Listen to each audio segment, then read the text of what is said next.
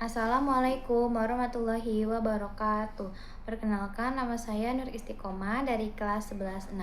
Di sini saya ingin menjelaskan pengembangan wisata bahari di Labuan Bajo atau analisis kritis pariwisata berkelanjutan di Labuan Bajo. Indonesia dengan posisi geografisnya yang strategis adalah jantung dari keindahan alam dunia. Fenomena yang saya akan bahas adalah Labuan Bajo, Nusa Tenggara Timur, yang kini bertransformasi menjadi destinasi wisata super prioritas.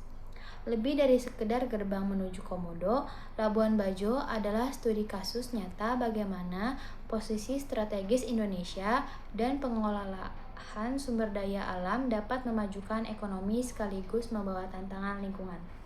Saya menyatakan bahwa tugas ini adalah hasil pemikiran saya tanpa bantuan orang lain. Peran posisi strategis terhadap kegiatan ekonomi dan sosial.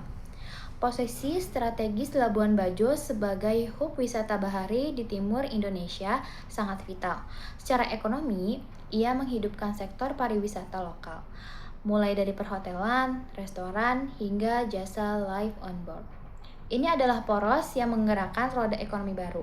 Secara sosial, dampak perannya adalah penciptaan lapangan kerja baru. Nelayan kini bisa menjadi pemandu wisata. Generasi muda memiliki alternatif mata pencaharian dan masyarakat lokal terangkat kesejahteraannya. Posisi ini adalah kunci aktivitas ekonomi lokal. Sumber daya alam yang dimanfaatkan dan pengelolaannya, serta analisis dampak. Sumber daya alam utama Labuan Bajo adalah keindahan bahari dan kekayaan hayati endemik, terutama komodo di Taman Nasional Komodo. Pengelolaannya mengedepankan konservasi ketat untuk melindungi ekosistem purba ini. Namun, akselerasi pariwisata juga memunculkan dampak ganda. Dampak positifnya, pendapatan daerah dan UMKM meningkat. Namun, kita harus waspada pada dampak negatif. Peningkatan volume sampah, potensi kerusakan terumbu karang, dan tekanan pada daya dukung lingkungan. Inilah tantangan dalam menerapkan konsep pariwisata berkelanjutan dan ekonomi biru. Pemerintah dan masyarakat. Keberlanjutan Labuan Bajo sangat bergantung pada kolaborasi. Pemerintah berperan menata infrastruktur dan membuat kebijakan, sementara masyarakat berperan menjaga lingkungan dan budaya lokal. Sebagai refleksi kritis agar pemanfaatan sumber daya alam Labuan Bajo dan Indonesia umumnya dapat berkelanjutan, kita harus mengedepankan prinsip keadilan intergenerasi dan intragenerasi. Pemerintahan wajib memperkuat penegakan hukum konservasi dan memastikan pembangunan tidak melampaui batas ekosistem. Model community-based tourism harus diperkuat, memastikan manfaat ekonomi dinikmati secara merata oleh masyarakat lokal.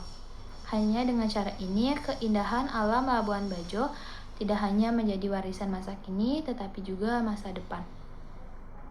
Labuan Bajo adalah bukti nyata posisi strategis membawa peluang besar, tapi juga tanggung jawab besar untuk menjaga sumber daya alam tetap lestari.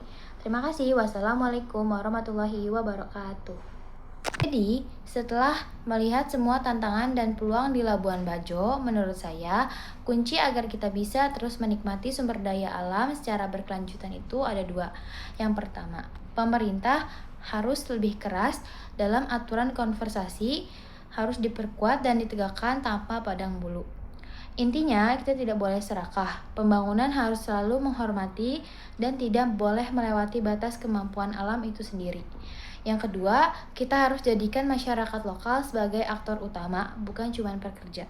Dengan menerapkan pariwisata berbasis komunitas, kita memastikan bahwa manfaat ekonomi itu adil, dan masyarakat sendiri yang akan menjadi garda terdepan menjaga keindahan dan sumber daya alam mereka.